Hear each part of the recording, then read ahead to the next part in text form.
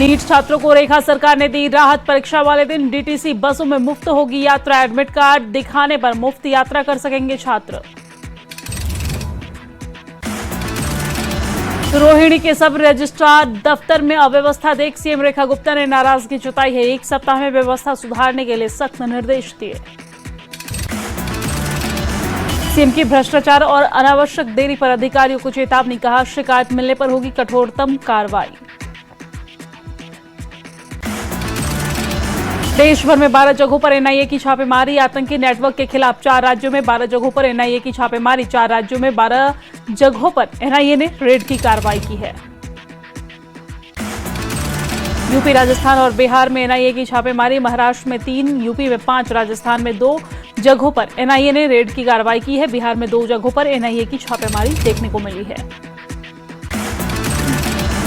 दिल्ली के हौज खास में एसी फटने से आग लगी और दम घुटने से रिटायर्ड आईएएस ऑफिसर की मौत हुई।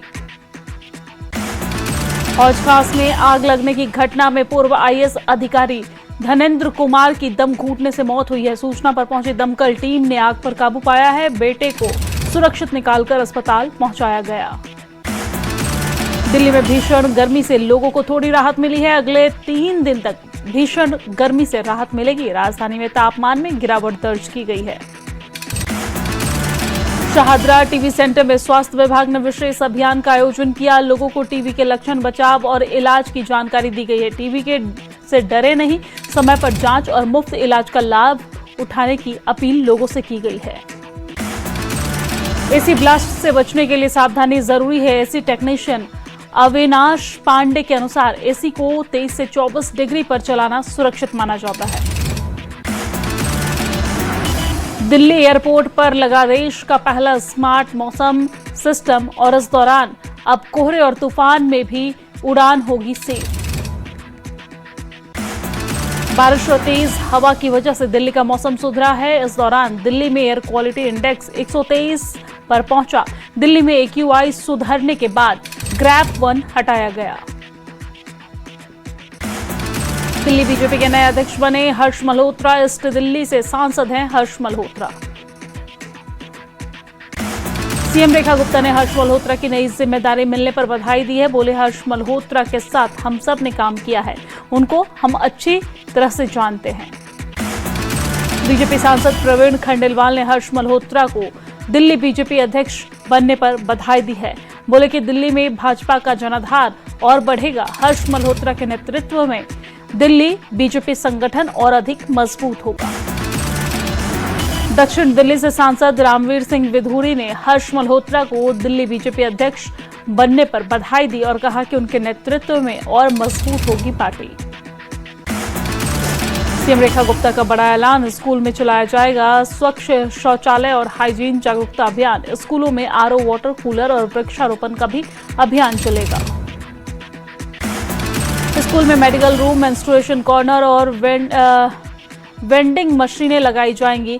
आपको जानकारी दे दें कि एचपीवी वैक्सीनेशन डेटा और हौसलों की उड़ान में भागीदारी सुनिश्चित की जाएगी। शिकायत सुझाव के लिए जल्द टोल फ्री नंबर जारी होगा। दिल्ली के न्यू राजेंद्र नगर में 2 बुजुर्ग महिलाओं की लाश मिली है। घर में अलग अलग जगहों पर महिलाओं की लाश मिली। सेमेस्टर एग्जाम पर दिल्ली यूनिवर्सिटी का फैसला, 4 जुलाई के बाद दे सकते हैं परीक्षा। बकरीद के दिन परीक्षा के विरोध पर डीयू का फैसला, कॉलेज के प्रिंसिपल और एचओडी का करना होगा मेल। कैबिनेट बैठक में पीएम ने मंत्रियों को दी सलाह, जनता से जुड़ाव मजबूत करने की सलाह दी है। मंत्रियों को हाइड्रेट रहने की भी सलाह दी। पीएम ने मंत्रियों को कार पूलिंग करने की बात कही है। सीबीएसई के नए इवैल्यूएशन सिस्टम पर बवाल, 12वीं रिजल्ट विवाद पर शिक्षा मंत्री सख्त। धर्मेंद्र प्रधान ने कहा छात्रों की हर चिंता दूर करेंगे, कमियों को दूर किया जाएगा। दिल्ली सरकार ने आग से सुरक्षा और फायर एनओसी के नियमों में बड़ा बदलाव किया है। अब फटाफट मिलेगा सर्टिफिकेट। नियमों में बदलाव पर बोले मंत्री आशीष शुद्ध और इस दौरान ऑडिट के लिए थर्ड पार्टी होगी।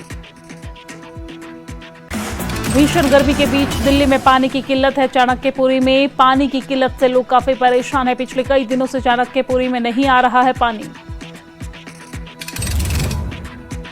आउटर नॉर्थ डिस्ट्रिक्ट की एनआईए थाना पुलिस की टीम ने हाईवे पर डकैती और किडनैपिंग के केस का खुलासा किया है। पुलिस ने नाबालिग समेत 6 आरोपियों को गिरफ्तार किया।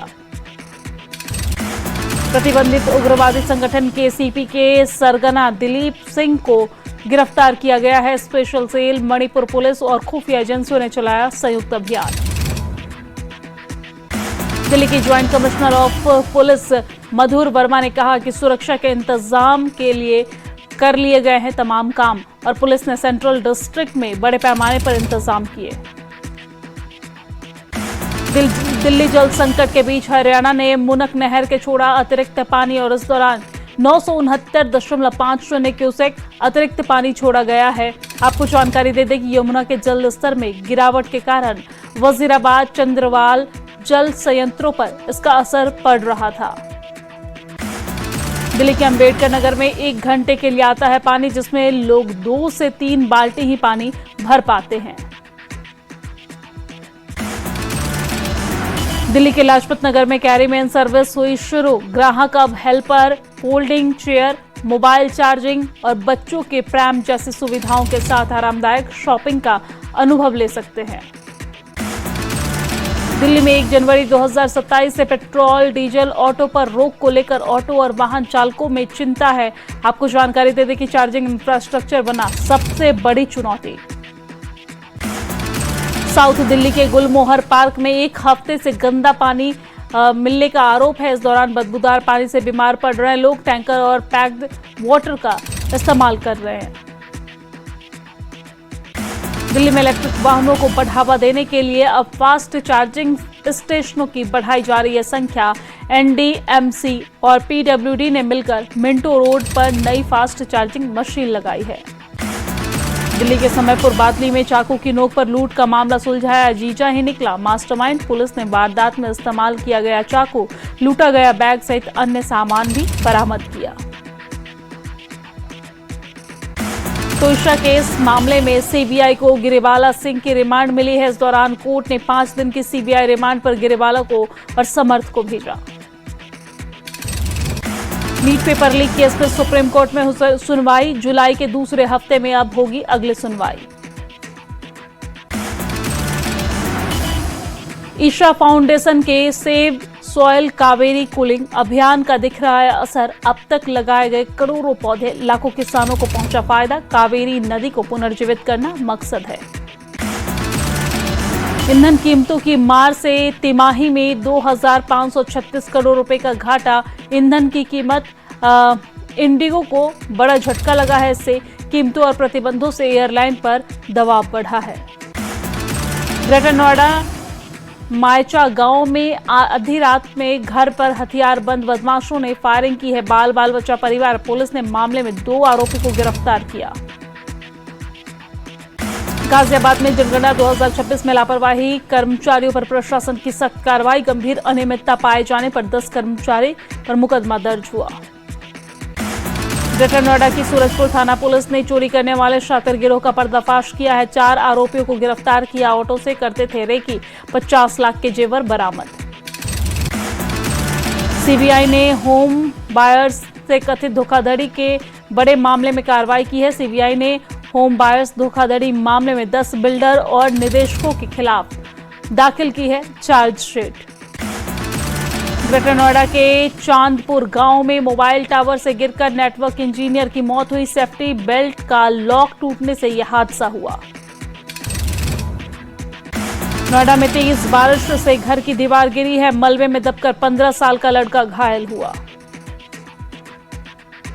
बुलंदशहर में अलग अलग थाना क्षेत्र में हुए 4 भीषण सड़क हादसे में कुल 8 लोगों की मौत हुई है। पुलिस ने शवों को कब्जे में लेकर पोस्टमार्टम के लिए भेज दिया है।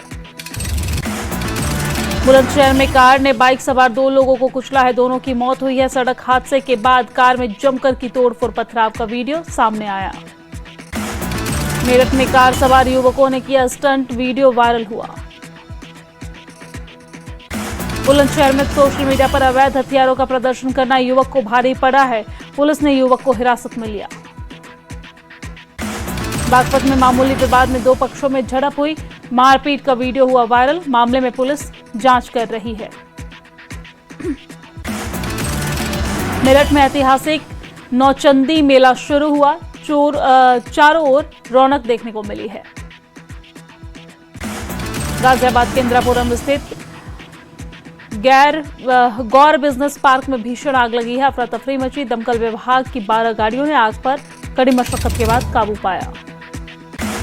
बुलंदशहर में तेज रफ्तार बेकाबू कार पलटी। हादसे में 3 युवक की मौत हुई, 1 घायल। ग्रेटर नोएडा में चोरों के हौसले बुलंद है। डॉक्टर के घर को बनाया निशाना। ज्वेलरी समेत 1 लाख की नकदी चोरी। गाजियाबाद में बंथला नहर के पास एक युवक का शव मिला है। पुलिस मामले की जांच में जुटी हुई है। चोरों को पकड़ने गई बिजनौर पुलिस को गांव वालों ने घेर कर चोरों को भगाया है। हथियार छीनने की भी कोशिश हुई। नूह के सिंगार में 2 पक्षों में मारपीट। बकरीद के दिन नमाज के बाद बवाल। पुरानी रंजिश को लेकर मारपीट हुई। जेवर एयरपोर्ट कनेक्टिविटी के लिए योगी सरकार की बड़ी पहल। 15 जून फ्लाइट संचालन के साथ शहर के 100 ई बसों का होगा संचालन। नोएडा अथॉरिटी और यूपीएसआरटीसी मिलकर करेंगे ई बसों का संचालन। नोएडा में 56 वर्षीय रूपम गुप्ता बने साइबर ठगों का शिकार। शेयर ट्रेडिंग के नाम पर 48 लाख रुपए की साइबर ठगी हुई है।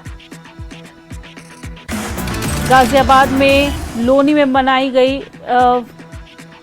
फ्रेंडली बकरीद और इस दौरान बकरे की जगह बकरे के आकार का केक काटकर लोगों ने एक दूसरे को बकरीद की मुबारकबाद दी है। हमीरपुर में निर्माणाधीन पुल का स्लैब गिरने से बड़ा हादसा हुआ है। मलबे में दबकर 6 मजदूर की मौत हो गई है। मृतकों के परिजनों को 5-5 लाख रुपए और घायलों को 50,000 रुपए का आर्थिक मदद देने की घोषणा की गई है। पुणे में जहरीली शराब से 17 से ज्यादा लोगों की मौत हो गई है। पिंपरी चिचवड़ में 8, काले पडल में 3 और हडपसर इलाके में 2 लोगों की मौत हुई। गृह मंत्री अमित शाह ने घुसपैठियों को खुद दी भारत छोड़ने की नसीहत और कहा कि बंगाल सरकार ने बीएसएफ को दी 600 हेक्टेयर जमीन। मॉस्को में एनएसए अजीत डोभाल का आतंक पर बड़ा बयान। बोले कि आतंकवाद पर डबल स्टैंडर्ड नहीं, ग्लोबल सुरक्षा ढांचे में सुधार की जरूरत है।